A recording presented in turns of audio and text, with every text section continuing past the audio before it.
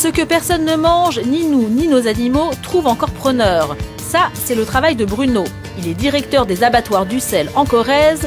Une fois les morceaux consommables vendus, il trie le reste.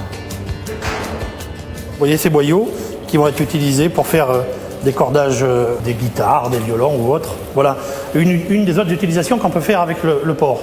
Encore une autre utilisation avec les oreilles, voilà, que l'on destine à la fabrication de produits cosmétiques, des masques pour les cheveux, des crèmes visage. Vous voyez, c'est ce qu'on appelle le gras, hein, c'est du gras, vous voyez. Hein.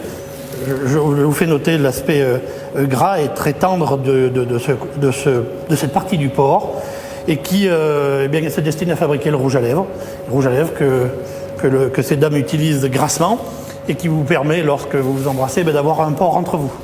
Aujourd'hui, c'est justement du gras que Bruno doit livrer à un laboratoire cosmétique. Nous n'avons pas été autorisés à filmer cette étape de la transformation du porc, mais dans cette pharmacie, la propriétaire nous confirme qu'on trouve bien du gras de porc dans les rouges à lèvres. Pratiquement tous les rouges à lèvres sont faits avec de la gélatine porcine. Et dans une pharmacie, du cochon, on n'en trouve pas que dans les cosmétiques. On trouve des médicaments à base de porc, soit le médicament en lui-même, soit l'enveloppe du médicament qui est composée de gélules. Chaque fois, comme vous pouvez le constater, on a cette pellicule est faite à base de gélatine. Si vous ne mangez pas de porc pour des raisons religieuses, pas de panique.